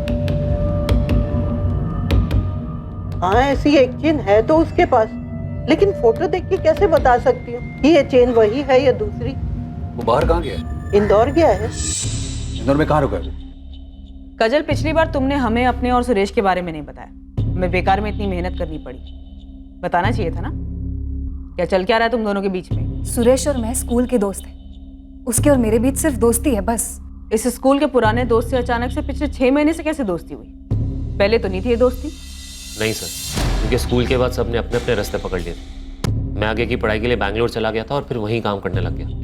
इतने सालों बाद अब वापस लौटा तो काजल से मुलाकात। और एक अरसे बाद अपने पुराने प्यार को देखकर तुम बहक गई। तुम जानती थी कि तुम्हारा पति जिसके साथ तुम खुश नहीं थी, तो पति का प्यार तुम्हें सुरेश में दिखाई दी। जी नहीं, मैं जानती थी गोपाल कैसा था। वो जैसा भी था मेरा पति था, और सुरेश सिर्फ एक दोस्त है जिससे मैं कभी कभार अपने दिल की बातें शेयर कर लेती।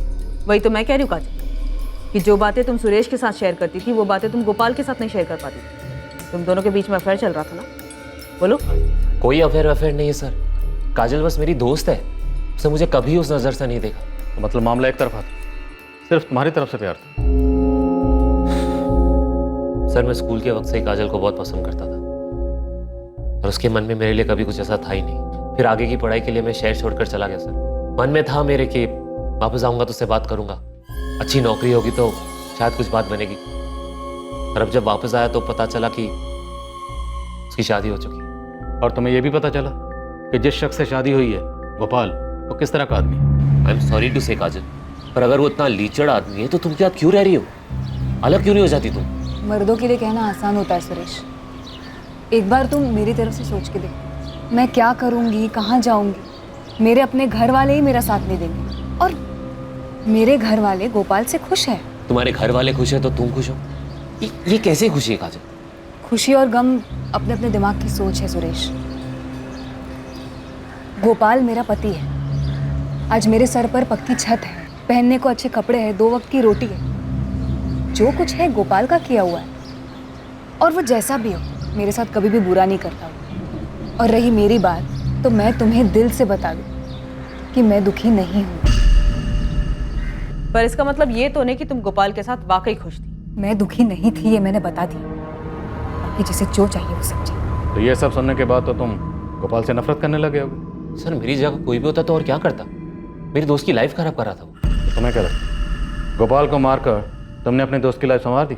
जी नहीं सर, किसी को नापसंद करने का ये मतलब थोड़ी कि उसको जान से ही मार दिया जाए। पर तुम्हारी बातों से लग रहा है कि तुम काजल को इन हालात में ज़्यादा वक्त तक नहीं देख सकते थे, और काजल को इन हालात से निकालने का तुम्हारे सामने यही एक रास्ता था, जिसका नतीजा हमारे सामने। ऐसा करने से काजल तुम्हें मिल जाती। सर आप ये सब थियोरीज बना रहे हैं। मैं पहले ही बता चुका हूँ, मैंने कुछ नहीं किया। हाँ मैं गोपाल को नापसंद करता था, पर सर मैं उससे आज तक मिला तक नहीं। तुम कल रात कहाँ थे? 11 से 2 के बीच में। सर मैं घर पे सो रहा था। ये सोने की चेन तुम्हारी? जी नहीं सर, मैं चेन्स नहीं पहनता। सर, उस आदमी का पता चल गया जिसकी गोल्ड चेन है वो। गोपाल त्रिवेदी की हत्या अब एक पहेली बनती जा रही थी। इस हत्या के कई संदिग्ध थे और सबके पास हत्या करने की अलग अलग वजह थी। इन सभी संदिग्धों की लिस्ट में एक और नाम शामिल होने वाला था। क्या वही असली कातिल था, या फिर ये एंगल सिर्फ इन्वेस्टिगेशन को भटकाने की एक साजिश थी? हेलो सुरेश, मुझे पुलिस ने बुलाया था। क्या? मैं भी अभी वहीं से वापस आ रहा हूँ। हमारे बारे में पूछा? हाँ पूछा। तुमने उस बारे में तो कुछ नहीं बताया ना? नहीं नहीं, मैंने कुछ नहीं बताया। कुछ टाइम की बात है काजल, तुम अपना ध्यान रखो। तुम भी। बाय। कौन गोपाल त्रिवेदी? अब याद आया?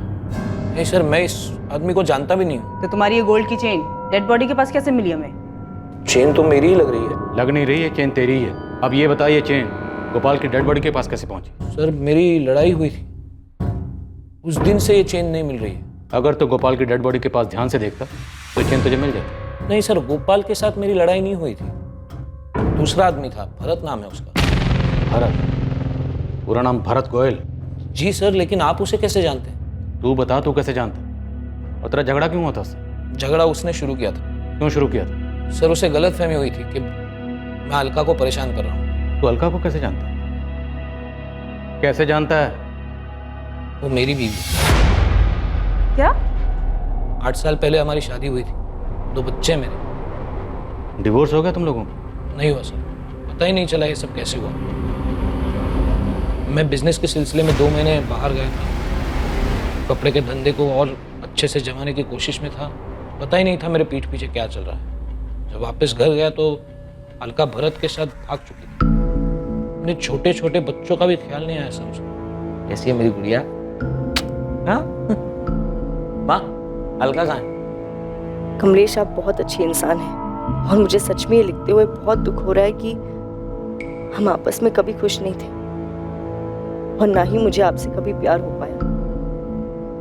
ऐसे में जब भरत मेरी जिंदगी में आया तो मैं खुद भी इस एहसास को समझ नहीं पाई, लेकिन मैं उस एहसास को खोना नहीं चाहती थी, इसीलिए आपसे माफी मांग रही हूँ। आप एक अच्छे इंसान हैं और मैं जानती हूँ आप बच्चों को संभाल लेंगे। मैं पूरी तरह से बिखर चुका था। उसने धोखा किया था मेरे साथ, लेकिन फिर 6 महीने पहले एक दिन। Hello hello hello Kamlesh. Alka? हाँ। कहाँ हो तुम अलका? और कैसी हो? कमलेश, तुम कैसे हो? बच्चे कैसे हैं? तुम्हें बहुत याद करते हैं, हमेशा पूछते रहते हैं तुम्हारे बारे में। मुझे भी उनकी बहुत ध्यान आती है। अलका रो मत, मैं शाम को बात कराता हूँ बच्चों से तुम्हारी। नहीं नहीं, मैं नहीं बात कर पाऊंगी, बहुत गुस्सा होंगे वो। अगर कुछ पूछेंगे तो क्या बताऊंगी उन्हें? नहीं गुस्सा करेंगे वो। अलका तुम माँ हो उनकी, उस दिन के बाद अक्सर हमारी बातें होती थी, और वो बातें बच्चों को लेकर शुरू होती और उन्हीं पर खत्म हो जाती थी। तो तुमने कभी अलका को वापस लाने की कोशिश नहीं की? शुरुआत में की थी, क्योंकि बच्चों को जरूरत थी माँ की। पर जब मुझे पता चला कि उसने भरत के साथ शादी कर ली है तो अलका भरत को बिना बताए तुमसे मिलती थी? वो मुझे नहीं पता सर। मैं हर 15-20 दिनों में एक बार इंदौर आता जाता रहता हूँ। यहाँ कपड़े होलसेल भाव पे मिल जाते हैं। मेरा एक दोस्त है राजेश, ड्राइवर है, शहर से अक्सर बाहर रहता है, तो मैं उसके यहाँ ही रुक जाता हूँ। जब भी आना होता था मैं अलका को बता देता था। तो भरत को जब इस सब के बारे में कुछ पता ही नहीं था, तो तुम्हारा भरत से झगड़ा कैसे हुआ? 15 दिन पहले मैं उसके घर पे गया था। उन्होंने मुझसे कहा है वो कुछ नहीं पूछेंगे तुमसे। कह रहे थे पापा बस एक बार मम्मी से बात करा दो। नहीं कमलेश, बच्चे हैं वो नहीं समझ पाएंगे। मैंने समझा दिया है उन्हें, तुम भी मान जाओ। वो बच्चे हैं तुम्हारे। तुम्हारी याद आती है तो मुझसे अपनी दादी से लिपट लिपट कर रोते हैं बेचारे।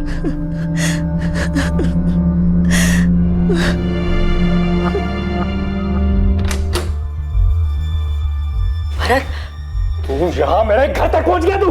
हाँ? वो यहाँ पे सिर्फ बच्चों से बात कराने के लिए आए हैं। और तुझे भी मजा आ रहा ना मेरी पीठ पीछे ये सब करके? भरत, ऐसी कोई बात नहीं है, बच्चों को सिर्फ अलका से बात करनी है। अपनी नौटंकी बंद कर, बच्चों का नाम लेके इमोशनल ब्लैकमेल कर रहा तू। चल निकल यहाँ से। भरत जाने दो। अलका से दूर रहना, अपने बच्चे खुद संभाल। अलका बच्ची नहीं है, उसने जो करना था उसने किया है। दोबारा इसके आसपास दिखाना, छोड़ूंगा नहीं तुझे। तो तुम्हारी ये चेन उसी झगड़े में गुम हुई थी या तुम दोबारा अलका से मिलने गए थे? नहीं, इसी झगड़े में। मुझे अगले दिन उसका पता चला तो मैं फिर से भरत के घर गया। बड़ा आदमी है तू, मार खाने के बाद भी कुत्ते की तरह घूम के वापस आ गया। कोई शौक नहीं मुझे उसके पीछे घूमने का। रख उसे अपने पास। कल जब तूने मेरी कॉलर पकड़ी थी, मेरी गोल्ड की चेन यहाँ गिर गई थी, वही लेने आया हूँ। कोई चैन नहीं है तेरी यहाँ पर, चल निकल यहाँ से। कमलेश, यहाँ कोई चेन नहीं गिरी तुम्हारी, प्लीज जाओ यहाँ से। तो हो सकता है तुम्हारी चेन भरत को मिल गई हो। शायद, लेकिन भरत से ना अलका ने पूछा ना मैंने पूछा। अब आप बोल रहे हो तो मुझे पक्का यकीन है वो चेन भरत को मिली और उसने छुपाई। लेकिन अगर चेन भरत को मिली थी तो ये चेन गोपाल की डेड बॉडी के पास कैसे पहुंची? सर मुझे कैसे पता होगा सर, मैं गोपाल को जानता तक नहीं। इस कमलेश सिंह के बारे में क्या जानती हो? गया बिहार का रहने वाला है। नहीं मैडम, मैं इन्हें नहीं पहचानती हूँ। गोपाल ने इसके बारे में कभी कुछ नहीं बताया? नहीं मैडम। कौन है ये? साहब, बात तो सही है, भरत गुस्से वाला तो है और अपनी बीवी को लेके कुछ ज्यादा ही चौकन्ना रहता है। मतलब? मेरी बहन की शादी तय हो गई है भाभी जी। अरे वाह, बधाई हो मोहन। आपको और भैया को दोनों को आना है। हाँ हाँ बिल्कुल आएंगे।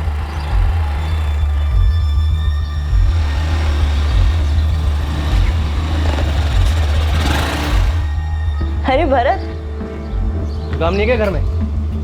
अरे मोहन अपनी बहन की शादी का कार्ड देने आए थे। तो कार्ड ले लिया ना, अंदर जाओ। ऐसा इसके बाद क्यों कर रही थी उससे? भरत, तुम्हारा दिमाग खराब हो गया है क्या? पागल हो गए हो तुम?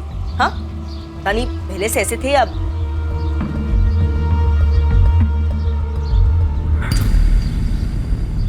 क्या मजाल कि अलका किसी भी मर्द के साथ बात भी कर ले। मर्डर वाले दिन कुछ देखा था क्या मुन्ना? या दुकान पे कुछ हुआ था? या कोई बुलाने आया था दारू पीने के लिए? हाँ, एक आदमी आया था मैडम, उसकी कुछ बात हो रही थी गोपाल सेठ से। कौन था वो? क्या बात हो रही थी? क्या बात हो रही थी ये तो मैंने नहीं सुना, पर दोनों बहुत गुस्सा थे, उल्टा सीधा बोल रहे थे एक दूसरे को। लेकिन मैंने उस आदमी को उस दिन पहली बार ही देखा था।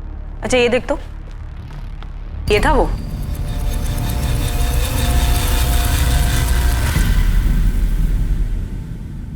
ऐसे क्या देख रहे सर? सर मैं बता चुका हूँ सब कुछ। याद है मुझे, अच्छी तरह से याद है कि तूने क्या बताया था। जो जानता था सर वही बताया है। यही कहा था ना तूने? तो गोपाल को जानता तक नहीं, उससे कभी मिला भी नहीं। हाँ सर। तो जिस दिन गोपाल का मर्डर हुआ तेरा भूत गया था उसकी दुकान पे झगड़ा करने? हाँ मैडम, यही था। श्रेष्ठ प्रजापति, अब अगर एक झूठ और बोला ना तो तेरे सर से प्यार का भूत हमेशा हमेशा के लिए उतार दे। बोल सच क्या है? सर मैं मिला था गोपाल से, पर मैंने कुछ नहीं किया। मैं बस उसको समझाने गया था कि उसकी हरकतों की उससे काजल बहुत परेशान रहती है। और उल्टा मुझे पे दोस्त जमाने लगे सर। मुझसे मेरी बीवी के बारे में बात कर रहा है। साले तू है कौन बे? देखो गोपाल, मैं झगड़ा करने नहीं आया, बस एक बार मेरी बात सुन। अबे अपना मुंह बंद रख और पहले ये बता तू है कौन हमारे बीच में आने वाला? मैं तुम्हारे बीच में नहीं आ रहा हूँ भाई, मैं बस तुम्हें इतना समझाना हूँ कि तुम्हारी छिछोरी हरकतों की वजह से काजल बहुत परेशान रहती है। ए औकात में रह और मुझे मत सिखा मुझे क्या करना चाहिए और क्या नहीं। दोबारा मेरी बीवी का नाम अपने मुंह से मत निकालना। तुम्हें दिखाई नहीं देता क्या तुम्हारी वजह से कितनी परेशान रहती है काजल? तो तुझे क्यों इतना दर्द हो रहा है उसके लिए? देखो गोपाल, गलत बात मत करो, वो मेरी अच्छी दोस्त है, ठीक है ना? इससे पहले कि तुम्हारी सारी दोस्ती झाड़ दूं ना, निकल इधर से और दोबारा दिखना मत। चल। तो उसने जो तेरी बेइज्जती की, उसी रात तूने उसका मर्डर करके उसका बदला ले लिया? नहीं सर, मैं रात में उससे मिला ही नहीं। उसकी दुकान से मैं सीधा अपने घर चला गया था और काजल को मैंने फोन करके बताया इस बारे में, और अगले दिन जब मुझे पता पड़ा उसका खून हो गया तो सर मैं घबरा गया। तूने तो कुछ नहीं किया, फिर क्यों घबरा गया? सर मेरा झगड़ा हुआ था ना उसके साथ, और काजल ने मना किया था मैं आप लोगों को कुछ भी बताऊं। तुमने उस बारे में तो कुछ नहीं बताया ना? मतलब सब में काजल भी शामिल है? नहीं सर, वो बस चाहती थी मैं सब चक्करों में ना पड़ूं, क्योंकि वो भी जानती मैंने कुछ नहीं किया सर।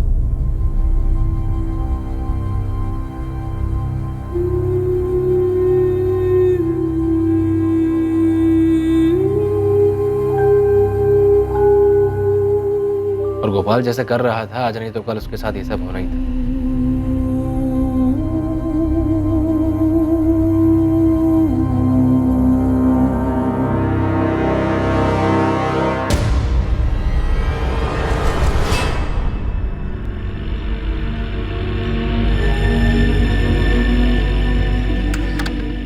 भरत, कहाँ चली जाते हो इतनी रात में?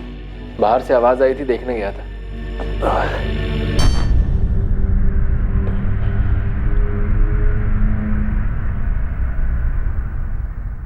बहुत थक गया आज।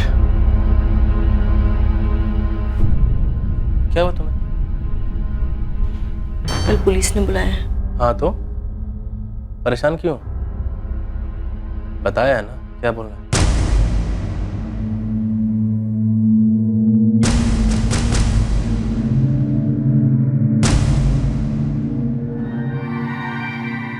आखिरकार इस साजिश के बीच खड़ी अलका गोयल उर्फ अलका सिंह से पूछताछ हुई। देखने में भले ही किसी भी चीज में उसकी भागीदारी ना लग रही हो, लेकिन शायद ये सारी की सारी साजिश उसी के इर्द गिर्द घूम रही थी। क्या अलका सिर्फ एक बेखबर मोहरा थी, या फिर इस साजिश के पीछे अलका का ही चालाक दिमाग था? आप लोग मुझे इसमें क्यों घसीट रहे हैं सर? मेरा इस मामले से कोई लेना देना नहीं है। अरे नहीं अलका जी, आपको तो हमने बस ऐसे ही बुला लिया।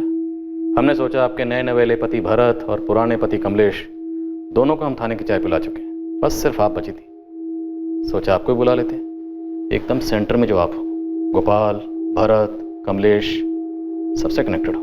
सर कमलेश ने क्या किया है? उसने कुछ नहीं किया, वो बेचारा तो खुद विक्टिम है। उसकी गोल्ड चेन जो मिली है क्राइम स्पॉट से, वही गोल्ड चेन जो भरत से झगड़ा करते वक्त आपके घर में गिर गई थी। अच्छा खेल खेला तुम लोगों ने। सर क्या मतलब है आपका? मतलब तो तूने निकाला। गोपाल भी गया काम से और पुराना पति कमलेश भी परेशान नहीं करेगा। एक तीर दो निशाने। नहीं सर, भरत किसी का मर्डर नहीं कर सकता। मैंने तो किसी का नाम ले लिया, भरत का नाम तो तुम ले रही हो। अब जब नाम ले ही रही हो तो ये भी बता दो कि भरत से कब और कैसे मिली? 1 साल पहले मिली थी। कमलेश दुकान के काम से काफी दिनों के लिए बाहर गए हुए थे, तब मैं ही सब कुछ देख रही थी। राजू, ये वाले कपड़े साइड में रख।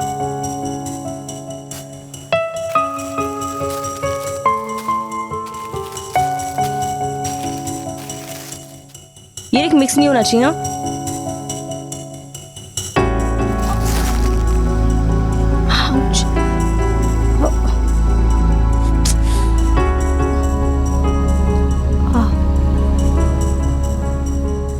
उसके पहली बार छूते ही मुझे वो एहसास हुआ था जो इतने सालों में कमलेश के साथ कभी नहीं हुआ था।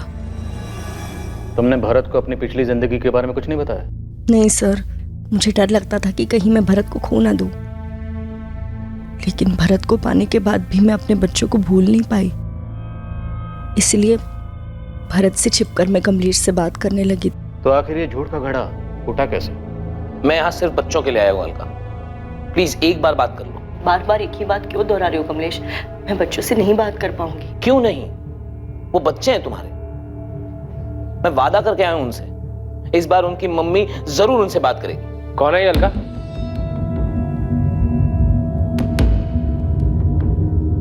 किसके बच्चों से बात करने के लिए कह रहा है? भरत वो अलका, मैं पूछ रहा हूं कौन है ये? मैं इसका पति हूं भरत। क्या क्या बकवास कर रहा है ये? भरत वो मेरा डिवोर्स नहीं हुआ था और हमारे 2 बच्चे भी हैं। निकल, चल निकल यहाँ से। धक्का मत दे भाई। देख अभी प्यार से बोल रहा हूँ, वरना लात मार के बाहर निकालूंगा। चल। अरे बोला ना एक बार, धक्का मत दे। निकल। अलका मेरी बीवी है, सपने में भी उसके बारे में सोचना मत, वरना वहां पर भी आके मारूंगा तुझे।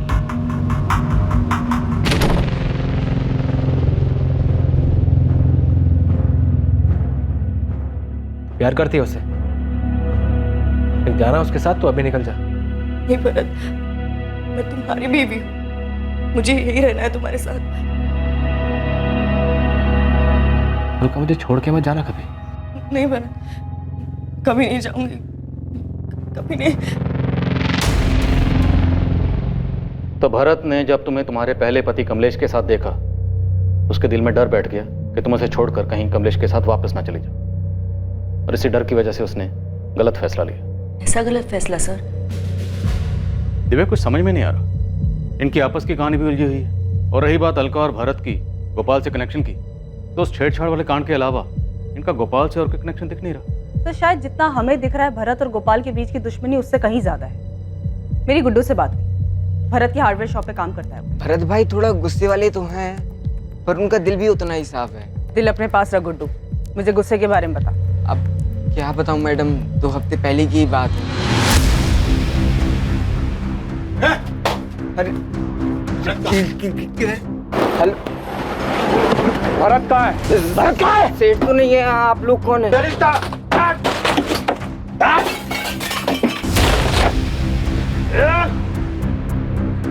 भरत को समझा देना, थोड़ा हिसाब में रहा करे, नहीं तो अगली बार से ना हमारी लाठी उसका सर होगा, समझा? मैंने बताया भरत भाई को कि गोपाल के आदमी ने किया है ये। तुझे कैसे मालूम चला कि वो गोपाल के आदमी थे? क्योंकि उनमें से एक आदमी पहले गोपाल की दुकान में काम करता था, मैं पहचान गया था उसे। मतलब भरत जानता था कि उसकी दुकान गोपाल ने तोड़वाई? तो क्या भरत ने गुस्से में गोपाल से बदला लिया? सब भरत के गुस्से का भरोसा नहीं है, वो कुछ भी कर सकता है। दिव्या, मुझे लग रहा है कोई हमारे साथ खेल खेल रहा है, जो नहीं है हमें वो दिखाया जा रहा है। हालांकि इनमें से किसी के भी खिलाफ हमारे पास कोई सबूत नहीं है, लेकिन सुरेश, काजल, अलका और भरत सबके पास मर्डर का मोटिव। लेकिन क्राइम सीन से हमें कमलेश की गोल्ड चेन मिलती है। सब इनमें से जो कोई भी है बहुत चालाक है। सिर्फ इस गोल्ड चेन के अलावा हमारे पास कोई डायरेक्ट लिंक नहीं है। दिव्या, हम अभी तक वही देखते आ रहे हैं जो हमें दिखाया गया है। हालांकि इस केस में एक तीर से 2 निशाने तो लगाए गए, पर मुझे लगता है कि तीर की कमान उन हाथों में नहीं है जिनके बारे में हम सोच रहे हैं।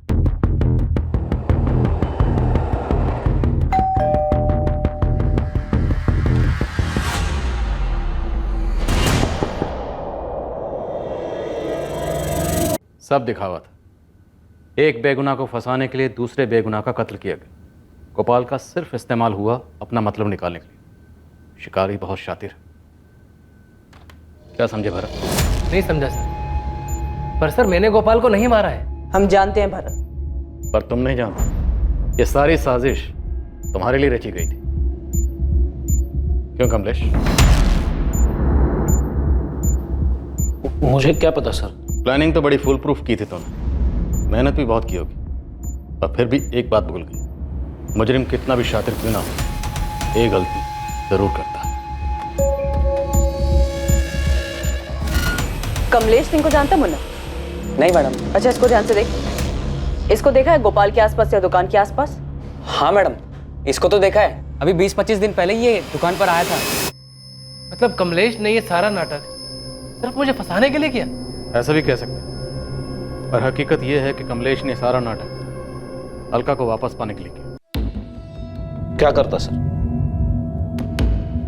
प्यार करता था उससे, मेरी बीवी थी वो, मेरे बच्चों की माँ थी वो, हर हालत में उसे पाना चाहता था सर। जब उसने मुझे कांटेक्ट किया, मैंने वो मौका नहीं छोड़ा, अपने बच्चों के बहाने उससे मिलता रहा, साबित करना चाहता था मैं बेहतर हूं उसके लिए। लेकिन फिर एक बार ये भरत बीच में आ गया। इसलिए तूने उस गोपाल को मार दिया ताकि भरत फंस जाए। हाँ, तुमने गोपाल को ही क्यों मारा? तुम गोपाल को कैसे जानते थे? अलका का पता चलने के बाद मैं छुप छुप के उस पे और भरत पे नजर रख रहा था। जिस दिन भरत और गोपाल का झगड़ा हुआ मैं वहीं था, सब देख रहा। अगली बार अकेले में मिल गया ना, जान से मार दूंगा तुझे। वहां सब लोग भरत के गुस्से के बारे में ही बात कर रहे थे। मुझे इससे अच्छा मौका नहीं मिलता था। मैंने प्लान बना लिया जिसमें गोपाल की जान जाती, उसके लिए भरत फांसी पर चढ़ जाता। आखिर में मैं और अलका ही बचते। तो तुमने गोपाल की डेड बॉडी के पास अपनी गोल्ड चेन क्यों छोड़ी? उससे तो शक तुम पर ही जाता। इसलिए सर मैंने भरत के साथ झगड़े वाला प्लान बनाया ताकि मैं कह सकूं मेरी चेन भरत के घर पे खो गई थी, जिसका इस्तेमाल भरत मुझे फंसाने के लिए कर। मैं साफ साफ बच जाता। कल जब तूने मेरी कॉलर पकड़ी थी, मेरी गोल्ड की चेन यहाँ गिर गई थी, वही लेने आया। और गोपाल को अपने साथ दारू पीने के लिए कैसे मनाया? दोस्ती की, धंधे वाली दोस्ती।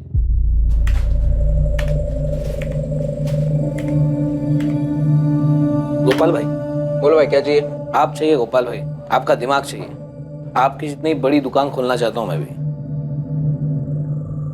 मैं जानता था गोपाल को फंसाने के लिए उसको लालच देना पड़ेगा। मैंने उसे इंदौर में ही अपनी नई दुकान में अच्छी पार्टनरशिप का लालच दिया। 100% पैसा मेरा और उसमें 50% पार्टनरशिप उसकी। ये आइडिया सुन के उसका दिमाग बंद हो गया। मेरा काम बन चुका था।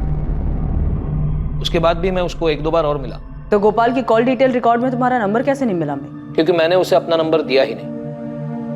मैं जानता था मोबाइल से पुलिस आसानी से पकड़ लेती। तो फिर गोपाल के साथ कांटेक्ट कैसे मैनेज किया? जब भी जरूरत होती थी मैं उसे पीसीओ से फोन कर लेता था। फिर वो दिन आया जब मुझे इस काम को अंजाम देना था। मैंने उसे पीने के लिए बुलाया। वो भी फ्री की दारू के लिए रात को भागा भागा चला है। मैं नहीं पी रहा था, लेकिन फ्री की दारू थी तो उसने पेट भर कर पी। तो भैया चढ़ गई, घर भी जाना है, फिर मिलते हैं। फिर मैंने अपनी गोल्ड चेन वहीं छोड़ दी।